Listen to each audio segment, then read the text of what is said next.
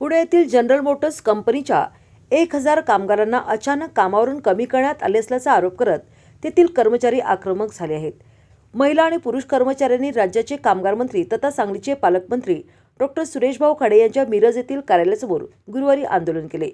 कामगारांनी जोरदार निदर्शने केली आणि यावेळी निषेधाच्या घोषणा देण्यात आल्या. तत्पूर्वी भारतरत्न डॉक्टर बाबासाहेब आंबेडकर यांच्या पुतळ्यास अभिवादन करून कामगारांनी आंदोलनास सुरुवात केली. या आंदोलनाचे नेतृत्व किसान सभेचे राज्याध्यक्ष उमेश देशमुख, कॉम्रेड हनुमंत कोळी यांनी केले. तसेच यावेळी कामगारांनी शहरातील मार्केटयार्ड परिसरात भीक मागो आंदोलन केले आणि पत्रके वाटली. या आंदोलनाच्या पार्श्वभूमीवर पालकमंत्र्यांच्या कार्यालयाबाहेर मोठा पोलीस बंदोबस्त तैनात करण्यात आला होता. जनरल मोटर्स कंपनी पुणे ही हुंदाई कंपनीमध्ये मर्ज झाली असून त्याबाबतचा क्लोजर रिपोर्ट हा कामगार मंत्री खाडे यांनी पाठवला होता, असा आंदोलकांनी आरोप केला आहे.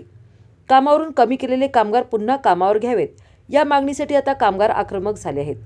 कामगार मंत्री खाडे यांच्याकडून प्रत्येक वेळी फक्त आश्वासन दिले जाते, मात्र न्याय दिला जात नाही, असा आरोप कामगारांनी यावेळी केला.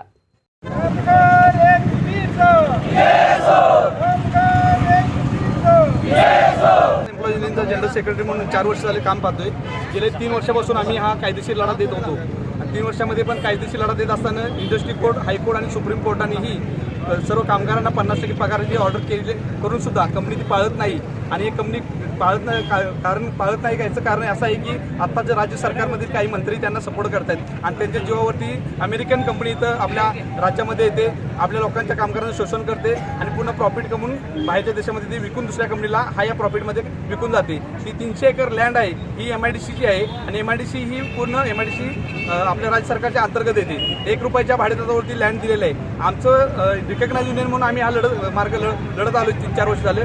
पण मी आज आम्हाला ही या मिरज मतदारसंघामध्ये, सांगली मतदारसंघामध्ये आम्हाला इथं येण्याचं दुर्दैव वाटतंय, कारण की जे कामगार मंत्री आणि त्यांना कंपनी मंत्री म्हणतोय त्यांच्या कार्यालयावरती जी येण्याची वेळ या कामगार मंत्र्यांनी आम्हाला आमच्या सर्व कामगारांवरती आणि कुटुंबियांवरती आणलेले आहे. आम्ही मागच्या महिन्यामध्ये भाऊबीजेला त्यांच्या ओवाळण्यासाठी आमचे कुटुंब, मतदारसंघातील काही नागरिक त्यांना ओवाळण्यासाठी आलो असता या उद्धटपणाने त्यांनी वागणूक दिली. ही वागणूक बघितली आमचे मिरज मतदारसंघाचे विद्यान माने साहेबांनी बघितली. माने साहेबांना ही चुकीचं धोरण वाटलेलं आहे आणि ती पूर्ण त्यांनी माहिती घेतली. कायदेशीर लढाईमध्ये विलनची बाजू काय आहे, कंपनीची बाजू काय आहे, ही चुकीच्या पद्धतीनं कामगारांना रस्त्यावरती आणलेलं आहे. एका दिवसामध्ये 5 जुलै 2023ला एका दिवसामध्ये आम्हाला सह्याद्री अतिथीगृहावरती बोलवलं मिटिंगसाठी.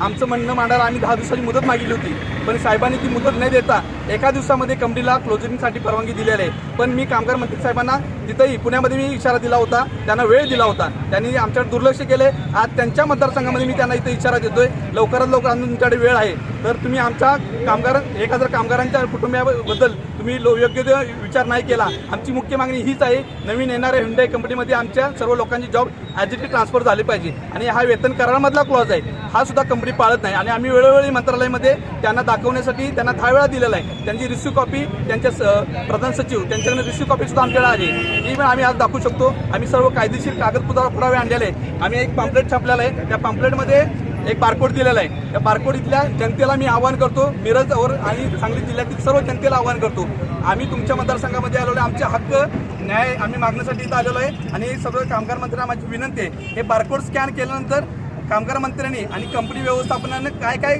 हे केलेलं आहे, आतापर्यंतचे आमच्यावरती अन्याय केलेला आहे, सर्व यामध्ये पुराव्यानिशी तुम्हाला बघायला मिळतील. सर्व जनतेला माझं एक विनंती आहे, हे बारकोड स्कॅन तुम्ही स्कॅन करून आमच्याबद्दल झालेला जो अन्याय आहे तुम्ही ती बघू शकता. यापुढे मी माने साहेबांना विनंती करतो, त्यांनी बोला. जे मुलं माझे आज आंदोलन का भीक मागो आंदोलन करायला सर्व्हिससाठी, त्या मुलांना माझ्या न्याय मिळायला पाहिजे. आज 2 महिने झाले पूर्ण मुलं माझ्या या वाघिनी, माझ्या जिजाऊची देखील रस्त्यावर आहे. तर मंत्र्यांनी माझ्या मुलांना न्याय द्यावा. आम्ही हक्काचं आंदोलन करण्यासाठी आले. हुंडाईमध्ये माझ्या मुलाला कामात सामावत करून त्यांनी द्यावं, हीच आम्ही यांची अपेक्षा. माझी मुलं रस्त्यावर आहेत, आज 2 महिने झाले. लहान मुलं आहेत, माझ्या मुलाची मुलं आहेत, त्यांना आजार आहेत, त्याचे आईवडील आजार आहेत. एका मुलांना फी मागितली 90,000. माझ्याच नातवाला 90,000 फी मागितली. मी शाळेत घालू शकली नाही. मी पहिलीच्या वर्गात मोठ्या गटात त्याला ठेवलं, कारण मी 90,000 फी भरू शकत नाही. माझा मुलगा त्या सर्व्हिसमध्ये काम करतो. मी आज रोजगार करून माझ्या मुलाचा उपनिर्वाह करते. पण त्या मंत्र्यांनी किंवा कंपनीने येणाऱ्या आमच्या मुलांना, सगळ्या माझ्या मुलांना सामावत करून घ्यावं. या जिजाऊ माझ्या लेकी लढत्यात, त्या लेकी आज 2 महिने झालं रस्त्यावर आहेत, त्यांना न्याय द्यावा त्यांनी. हीच माझी अपेक्षा. मंत्री आहेत, त्यांनी कामगारांना कुठलाच पाठिंबा दिला नाही. तर आजपर्यंत आमच्यासोबत काय झाले मी पहिले सांगितलं. करायला पाहिजे हे नक्कीच जनताला पण कळेल. 2007 पासून जनरल मोटर्स ही कंपनी पुण्यात आहे, पुण्यात तळेगाव MIDC मध्ये हे सगळे तिथं 4-5 हजार लोक काम करत होते. पण हळूहळू कंपनी 12 वर्ष 13 वर्षापर्यंत कंपनीने स्वतःचं प्रोडक्ट काढलं. कंपनी खूप नामवंत श्रीमंत काही म्हणा हे सगळं कमवून घेतलं कंपनीने आणि हळूच त्यांनी पायवाट काढली. का तर गव्हर्नमेंटची आमच्या पुढची जी सबसिडीज त्यांना आता भेटत नाहीये, ती सबसिडी त्यांनी भरायला नको म्हणून ते आता स्वतःची पायवाट काढतायत. मग त्याच्यानंतर काही कामगारांवर का अन्याय करते कंपनी व्यवस्थापनने नको तो VSS लावला आहे आणि जबरदस्ती आम्हाला घ्यायला लावतात. आम्ही काय घ्यायचं, आम्ही तिथं कष्ट केलंय आणि आमचं लिगली त्या कंपनीशी ॲग्रीमेंट आहे. तर जर त्या अंगणात त्या कंपनीच्या जागेवर दुसरी कंपनी येत असेल तर त्या कंपनीच्या जेवढे कामगार राहिले शिल्लक तेवढ्या कामगारांना समावेश करायला पाहिजे. पण आज कामगार मंत्री हे शब्द त्या कंपनीला बोलू शकत नाही. का बोलू शकत नाही? तुम्ही कामगार मंत्रीपद का स्वीकारलंय? मग या कामगारांना तुम्ही न्याय का देत नाही? तुम्ही त्यांना समोरच्या कंपनीला तुम्ही सांगा ना की तुम्ही येणारी कंपनीमध्ये काम द्या कामगारांना. आणि मग आम्ही न्यायालयीन लढा लढत होतो. जेव्हा आम्हाला कंपनीने काढलं 2020 मध्ये, तेव्हापासून आम्ही 2021 पासून हायकोर्ट, सुप्रीम कोर्ट, औद्योगिक न्यायालय असं तिन्ही कोर्टात आम्ही आमची भूमिका मांडतोय आणि नक्कीच आम्हाला कोर्टाकडून खूप पाठिंबा आहे. कोर्ट आमचं नक्कीच मायबाप झालंय आणि या कामगारांना न्याय देत आहे. पण मध्येच कामगार मंत्री आले आणि कामगार मंत्रींनी जेव्हा कंपनीने या कामगारांना 50% पगार जमा केला नाही आणि कामगारांना जेव्हा त्या सीओवर आम्ही कामगार म्हणून त्यांना पगार जमा केला नाही म्हणून आम्ही जेव्हा त्यांच्यावर केस केली आणि ते CEO जनरल मोटर्सचे CEO मेरी बारा ह्या मॅडमला वाचवण्यासाठी कामगार मंत्रीने आम्हाला सपोर्ट नाही केला आणि नक्कीच एका तासात 450 पानाचं क्लोजर वाचून साईन करून दिले आणि आम्हाला 1000 कामगारांना आणि क्लोजर असं तुम्ही साईन केलं ही गोष्ट तुम्ही ऐका. पण त्याच्या अगोदर आमचं एक क्लोजर कंपनीत कोर्टात प्रलंबित आहेत आणि हे साहेबांनी नवीन क्लोजर तयार करून आम्हाला घरी बसवले. तर साहेबांनी ही कृती केली, पण जे 50% पगार आम्हाला कामगारांना भेटायला पाहिजे ते त्या कृतीवर का साहेबांचे तोड बंद आहे? त्याच्यावर का कृती करत नाहीये? आणि परत आम्हाला आज तुमच्या मिरजमध्ये, तुमच्या सांगली सातारामध्ये असं म्हणतायत की हे कामगार खोटं बोलतायत.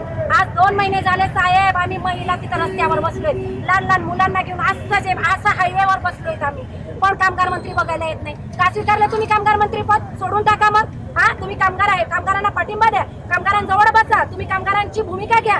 समोरची कंपनीला बोला, समोरची कंपनीशी तुम्ही काहीतरी त्यांना सांगा की येणारी कंपनी त्या कामगारांना काम नाही. का भूमिका घेत नाही कामगार मंत्री? तर नक्कीच मला वाटतंय कामगार मंत्रींनी काहीतरी खाल्लेलं असावं किंवा त्यांच्याकडून काहीतरी घेतलेलं असावं म्हणूनच कामगारांची भूमिका घेत नाही. आज आम्ही नको ते आंदोलन केले. 2 ऑक्टोबर पासून आम्ही गांधी जयंतीपासून आम्ही अहिंसाच्या पद्धतीने आंदोलन चालू होतं. नाही साहेब नाही आले, आमची स्थिती वाढत गेली, आमची मनाची स्थिती वाढत गेली. आम्ही या परिस्थिती पुढं नक्कीच काहीतरी सरकार पुढं बोलायला लागलो. खरं तर सरकारला विरोधात नच होतं आम्हाला घ्यायचं, पण स्वतः राजकारण आमच्यावर विरोधात आलं. आमची फायटी कंपनीसोबत होती. आम्ही न्यायालयीन लढा लढत होतो. आम्हाला राजकारणाशी काही घेणं देणं नव्हतं, पण स्वतः राजकारणी आमच्या लढाईत आले आणि मग आम्ही ते जे 2 ऑक्टोबर पासून सरकारकडून आम्ही आता अपेक्षेच्या उत्तरेत आहे की जे आमचं लिगली ॲग्रीमेंट आहे ते हुंडाई मोटर्समध्ये आमच्या कामगारांना काम भेटायला पाहिजे म्हणून. मग आम्ही तिथून महिनाभर आंदोलन करत गेलो. बघता सगळे सणवार येत गेले. पितृपक्ष गेला, भाद्रपद अमावस्या पोळा गेला, घटस्थापना आली, नवरात्र गेले, दसरा गेला आणि मायबाप खरंच आमचं जगणं थोडं हे होत गेलं. मग आम्ही तिथून आमची रूपरेषा चेंज केली. आम्ही मुंडन आंदोलन केलं, ब्लॅक कंदील लावला, आम्ही आकाश कंदील ब्लॅक लावला. खाडे साहेबांना आम्ही रक्तदान केलं. खाडे साहेबांचं रक्तदानाचं तर नाही आम्ही रक्ताभिषेक केला, पण कुंकाच्या पाण्याने केला, रक्ताच्या पाण्याने नाही केला. पण ती वेळ जर नक्की आली तर आम्ही तेही करू. त्याच्या पुढं आज आम्ही भीक आंदोलन करतोय. का साहेब आम्हाला का भेटायला येत नाही? नक्कीच त्यांच्याकडे भाडं नसेल, त्यांच्याकडे तिकीट काढायला पैसे नसत. आणि आज आम्ही 1000 महिला वतीने आज आम्ही जेवढे महिला आलोय, नक्कीच येत्या काळात जर अजूनही लक्ष दिलं नाही तर आम्ही आमची संख्या अजून वाढवणार आहोत. आम्ही भाऊबीजेला सुद्धा साहेबांना भेटून गेलेत, तरी पण साहेबांनी काहीच भूमिका घेतली नाही. आमचं एवढंच म्हणणं आहे की तुम्ही या, तुम्ही काहीतरी पत्रकार परिषद घ्या, तुमच्या मिरजमध्ये घ्या किंवा आपल्या जिथं आमचं आंदोलन चालू आहे तिथं या, तुम्ही कुठेही घ्या. आणि तेच आम्ही भीक मागणार आहेत. आज सगळ्या मिरजमध्ये आमची पदर पसरून भीक मागणार आहेत. तर जेवढे पैसे जमा झाले तेवढ्या पैशाने साहेबांचं नक्की तिकीट करणार आहेत आणि त्यांना तळेगाव MIDC मध्ये किंवा आमचं जिथं आंदोलन चालू आहे त्या स्थळी बोलून घेणार आहेत आणि आमचा हक्क मागणार आहेत. आम्ही आमचा हक्क मागायला जेपर्यंत जे शाम दाम दंडभेद जे काही म्हणत असतील ते करायला महिला तयार आहेत. हा कामगार आमच्या पाठीशी आहे आणि या कामगाराला त्याच्या न्याय, त्याच्या हक्काची लढाई त्या जिंकू देऊपर्यंत आम्ही त्यांच्या सोबत राहणार आहे. त्यांच्या हक्काची नोकरी आम्ही नक्कीच मिळवून देणार आहे.